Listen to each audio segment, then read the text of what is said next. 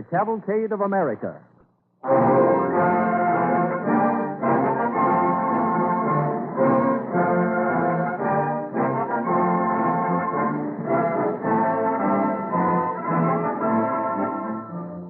At the start of this evening's episodes in the DuPont presentation of the Cavalcade of America, may I quote from the latest issue of the official publication of the Women's National Radio Committee. This is the organization affiliated with so many women's activities, including the General Federation of Women's Clubs, the American Association of University Women, the National Federation of Music Clubs, the Council of Women for Home Missions, the Catholic Daughters of America, the National Council of Jewish Women, and many other outstanding groups. The Women's National Radio Committee feels that it's time to cheer when such a program as this blazes new trails. Their review continues, quote, "The story of America's progress is drama as absorbing as fiction, and on this half hour it's particularly entertaining. Don't let the word educational fool you, for this program will hold your interest from start to finish. We recommend it especially as family entertainment and suggest that the children be allowed to sit up and hear it. The DuPont modest commercials deserve an extra round of applause." End of quotation. The sponsor of this program is grateful for these words from such a distinguished group and invites you to send your own comments on this series to DuPont, Wilmington, Delaware, or to your own radio station. Your expressed opinion is the sponsor's only guide as to whether this series represents the type of radio entertainment that you, too, are glad to welcome into your own home.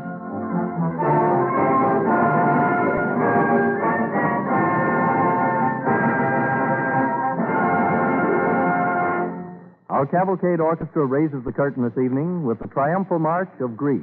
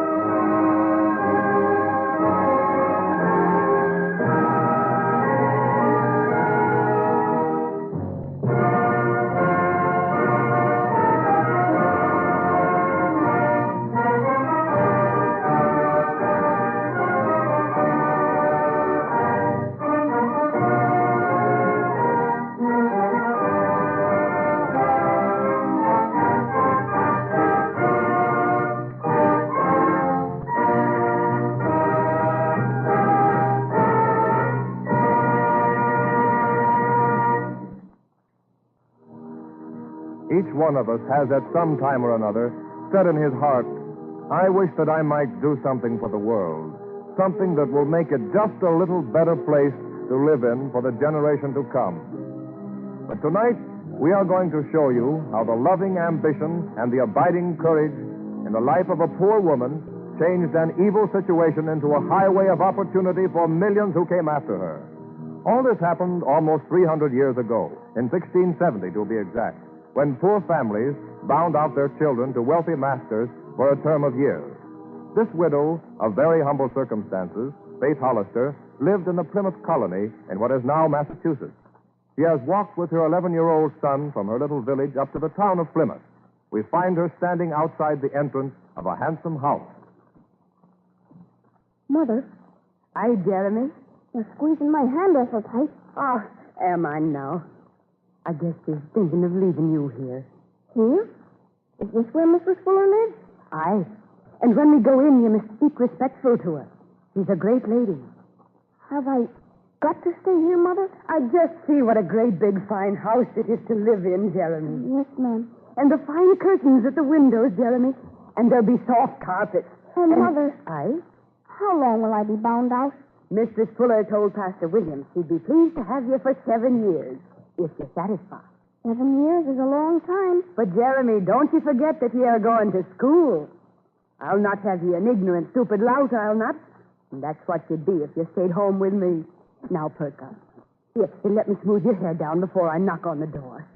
Hold still, Jeremy. There. You look splendid, you do. Now I'll knock. Do you suppose there'll be some other boys my age at school? Of course there will. Oh, you'll have a fine time, son. Somebody's coming. Well? Your pardon, sir. But would you be telling Mrs. Fuller that Jeremy Hollister and his mother are awaiting at the door? This is the boy Mrs. Fuller is expecting? Aye. I'll show you to her at once. She left orders. Follow me. Come along, Jeremy. But Here's the boy and his mother, mistress. Oh, indeed. Well, show them in.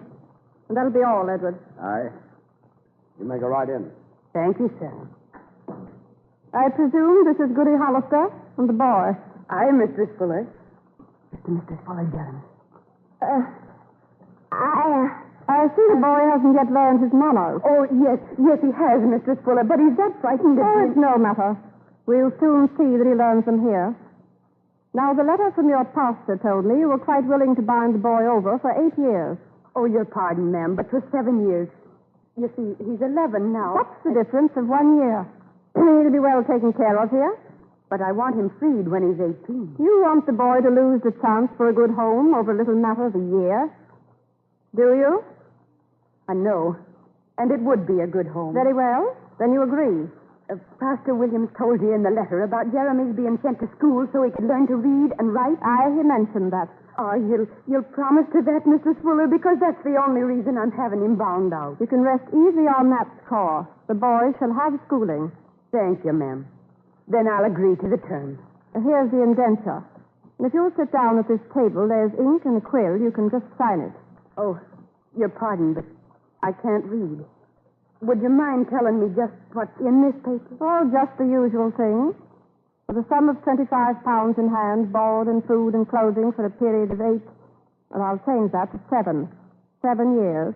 You agree to let me have the boy for such services as I may require from him. Just the usual thing. But the schooling, is that in the paper? Surely you can take my word for that, can't you? Aye, ma'am, I think so. But it means so much to me. I'd rather I knew for... there. That's my mark. Very well. You may say goodbye, and then that will be all. Yes, Mr. Fuller. Good day to you, ma'am. Good day. And now, goodbye to your son. I'll be a good boy, Jeremy. Oh, Mother, don't leave me. Please take me home with you. Jeremy, don't, son. It's hard enough the leaving of you. I do want to stay here. But you belong here now, Jeremy. I don't think of now, son. Think of the days ahead. Of the time when you're a man grown that's read books and are doing fine in the world. I'll be so proud then, Jeremy. And so will you. No, I don't want to stay. I don't want to Boy, stay. stop that noise. He's taken his leave of me that's upset him, Mrs. Fuller. Please go quickly. Aye, Mrs. Fuller. I'll be going. Boy, silence. Let go of me, Jeremy. Goodbye. Mother, take me away. Don't leave me. Edward. Aye, mistress. Take that boy to the servants' quarters and see that he has nothing but bread and water for 3 days as a punishment for this unseemly conduct.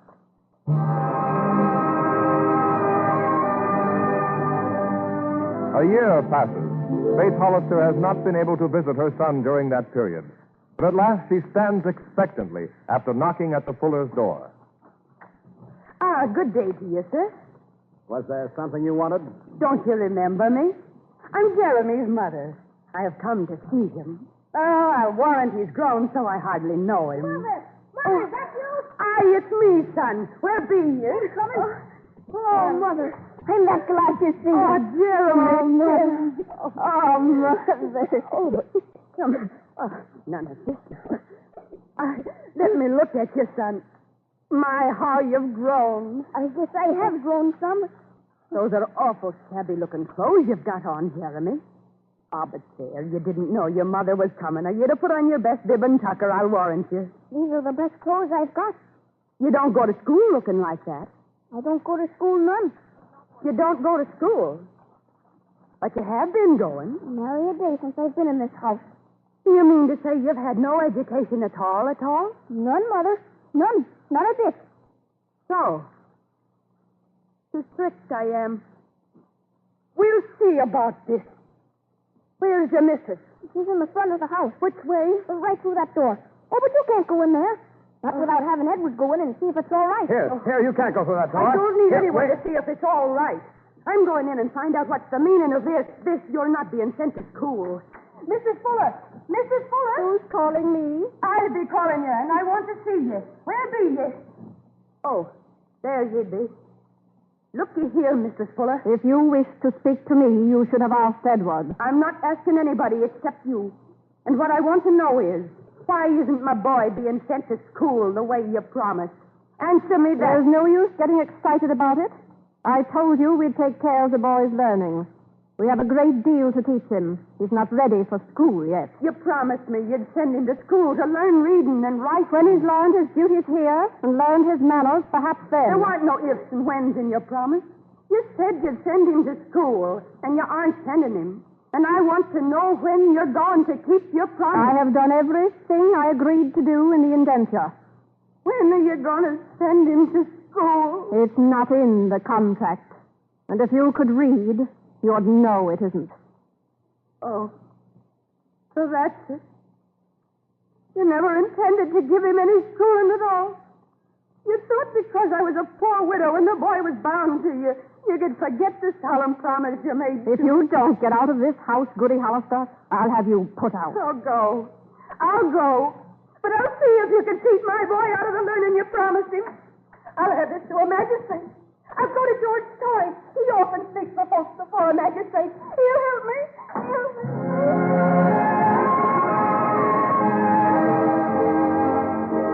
Before the magistrate's court, Faith Hollister lost her case. But George Story appealed to the general court, which in those days was not only the legislative body, but also the highest court of appeal in the colony. Presiding over the court was Governor Thomas Prince, a man whom Story knew was deeply interested in public education. As our scene opens, the trial has nearly run its course. George Story is just rising to present his last rebuttal. May it please your worship, I should like to ask Faith Hollister once more to take the stand. Take the stand, Goody Hollister. Yes, your worship. I should like to have you tell the court why you, a widow with only one son, consented to part with him for 7 years. I wanted he should grow up with learning like his father had before him. And there weren't no school where we live. So you bound him out where he could be sent to school. Aye. But I wouldn't have bound him out for anything if I suspected for a minute that he weren't going to get schooling. Thank you. That's all. Aye, Your worship and honorable gentlemen of the court, no eloquence of mine can add to the plea you've just heard from the lips of this good woman. Whether or not she misunderstood the speech of Mr. Fuller is of small moment. She wanted an education for her son. She thought that was what she was getting. If Mr. Fuller has denied this honest mother her dearest wish, and it's within the province of the court to grant it to her. Our case, sir, is before you. This court stands adjourned until high noon tomorrow. What do you think they'll do, Mr. Story? It's out of our hands now. We'll know tomorrow.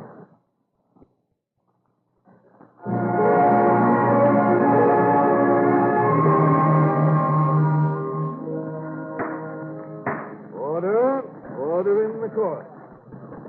The decision of the General Court in the case of Hollister versus Fuller The finding is for Mistress Fuller. We've lost.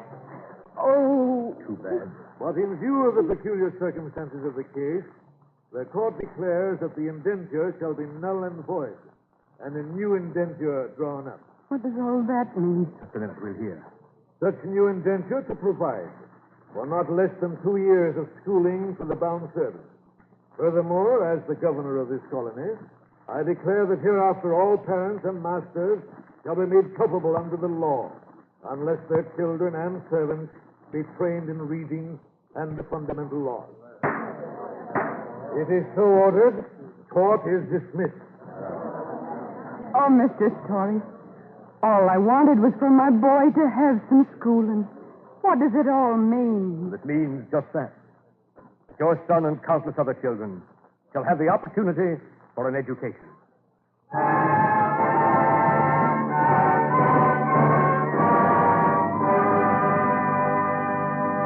And thus was education for the poor secured in New England.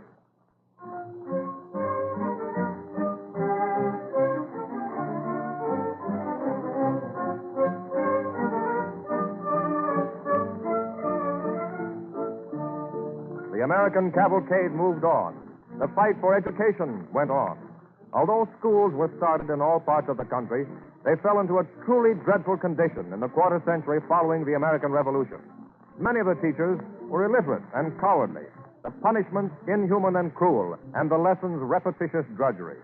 In one of these schools, in the town of Franklin, Massachusetts, in the early 1800s, a boy of 14 named Horace Mann is sitting at his desk during recess on the second day of the fall term.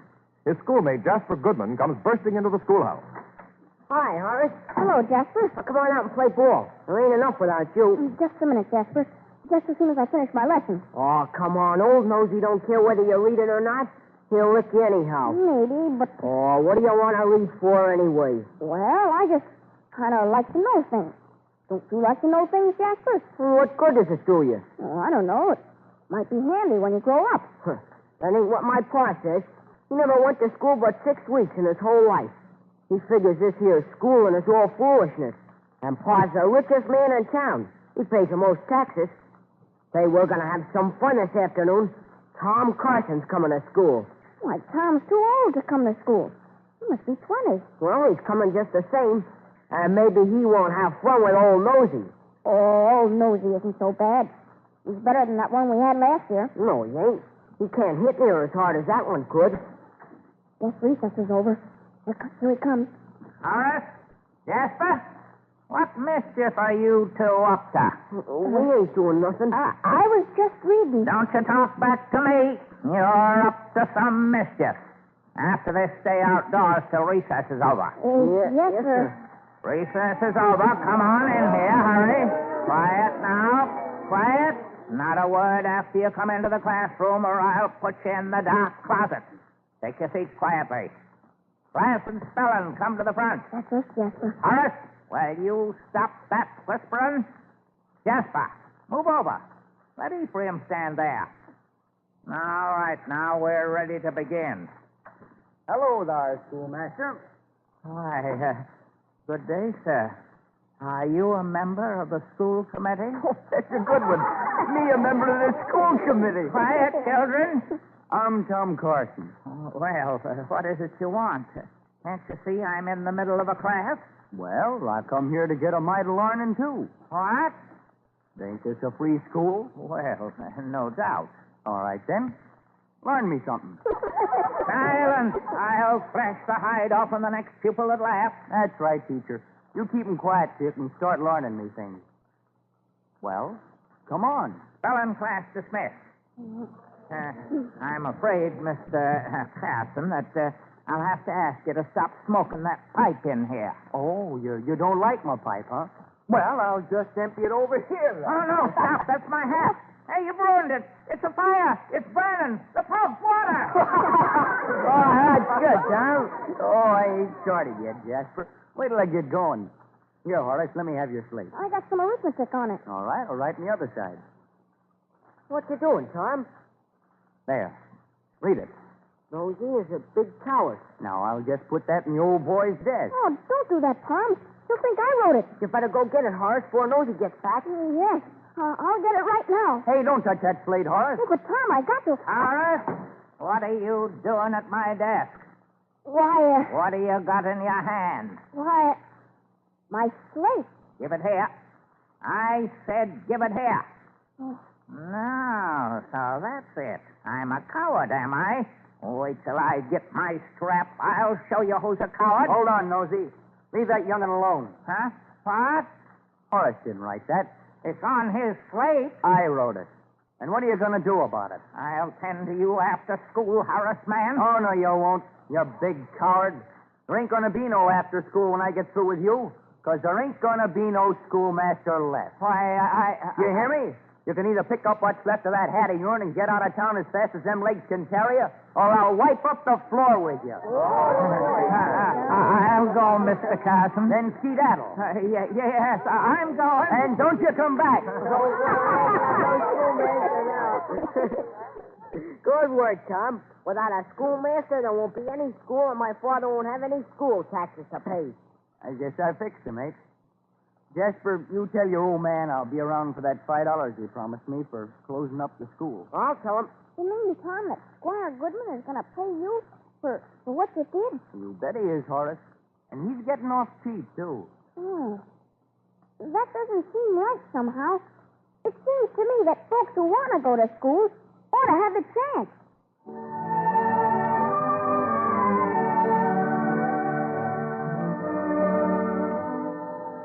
It seems to me that folks who want to go to school ought to have a chance. Those words, spoken as a boy, became for the growing man a deep-dyed conviction. Years pass, but still Horace Mann is struggling to attain the privilege of education. Mother, there's a new schoolmaster in town. Another one? No, not just another one. This man seems different somehow. Oh, a young man, 20 years old. Shouldn't expect anything from the district But, school. Mother, this new teacher is really educated. He knows literature and history. That's probably the schoolmaster now. Don't let him hear you. Open the door, Horace. Come in, sir, won't you? Good evening. Good evening, ma'am. I'm Samuel Barrett, the new teacher. I stopped by to see if you had any children of school age. I'm afraid Horace here is too old for the district school. But I haven't had much schooling. Not more than 6 weeks in all. What studies do you teach, Mr. Barrett? The classics, philosophy, literature, preparing men for college. How old are you, Horace? 20, sir. That's the age for college. How would you like to go to college? Mr. Barrett, do you think that's possible? Why not? You're anxious to learn, and I'm anxious to teach. But, Mr. Barrett, when can we start? Tomorrow? Tonight? Now?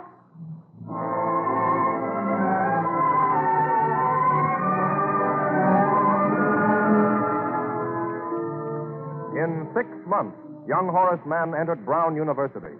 There he was graduated with honors and later took up the study of law. Elected to the state legislature, he was prominent in reform movements and always ardently interested in education. In 1837, we find him the president of the Senate of Massachusetts. And one day he is visited in his office in the State House by the educational reformer, James D. Carter. Mr. Carter, I congratulate you on getting through your bill for a state board to control education. Thank you, Mr. Mann. But everything depends on the man you get for secretary. Quite right, Senator. But we found the man. Well, I'm delighted. Yes, Mr. Mann. Governor Everett is making the appointment. Can't you guess who it is? No, I haven't the slightest idea. Well, there's only one possible selection. The governor has appointed you. But, Carter, what about my family? My clients? My law practice reaches through the state. It's expanding, and You don't need to tell me that. This is the opportunity, Mr. Mann, for you and Massachusetts. And the annual salary is $1,000. Not a very glowing prospect.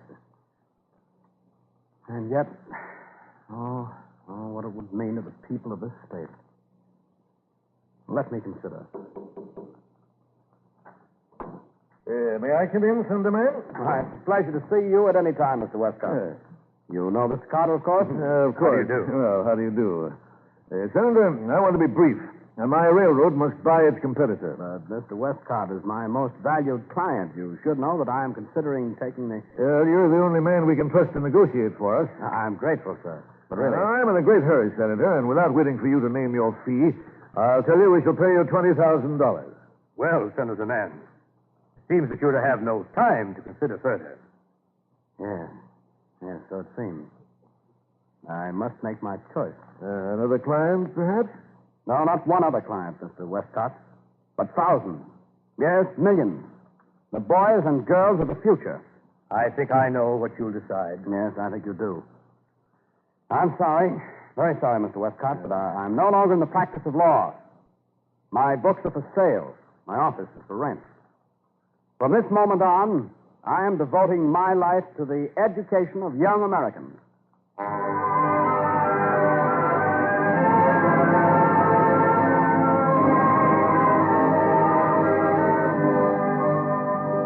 With that decision, Horace Mann turned his back on a prosperous career at the bar and devoted the rest of his life to education. So, all honor to the poor widow of colonial days whose demand for schooling for her son led to the first laws of universal education. And all honor, too, to Horace Mann, the father of modern education as we know it, and whose work has inspired the countless other teachers who have come after him in the Cavalcade of America.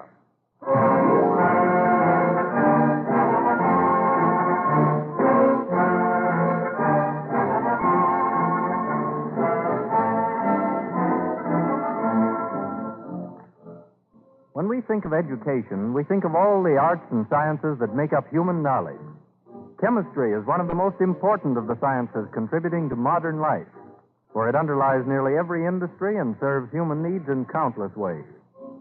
This week, thousands of people are flocking to the automobile show here in New York to see the 1936 model, and other thousands throughout the country are thinking about new cars for themselves.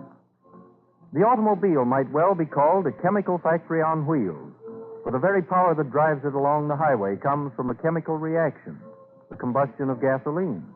And even this fuel has been vitally improved by the addition of certain chemicals. Chemistry also enters into the manufacture of almost every part and item of equipment. Metal parts are made stronger and hence safer with heat treating and case-hardening chemicals. Tires give longer mileage with greater safety because of rubber chemicals. Windows and windshields are made shatterproof by sandwiching sheets of transparent plastic between sections of ordinary glass. For many years, up to 1921, in fact, cars were finished with slow-drying paints and varnishes just like the old-fashioned buggy. DuPont research chemists set out to find a finish that would cut the drying time down from days to hours. The result is now well known.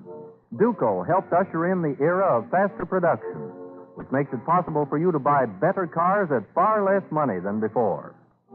DuPont chemists are still working to cut time and save costs in the automotive field. One of the newest finishes they have developed is Dulux, a worthy companion to Duco. And in whatever field they're working, DuPont chemists are striving towards the goal of better things for better living through chemistry. Again, may we suggest that you who have been listening tonight send your comments in a letter or postcard to DuPont, Wilmington, Delaware, or to your radio station. Next Wednesday evening at this same time, the leading part will be played by that distinguished star of the theater, Fay Bainter, when DuPont again presents the Cavalcade of America.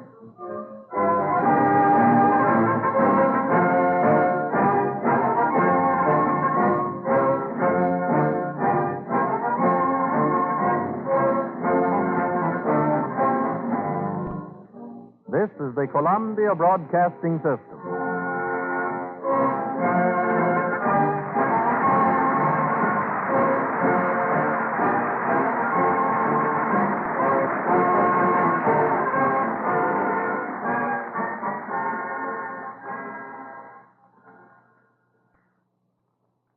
WABC, New York.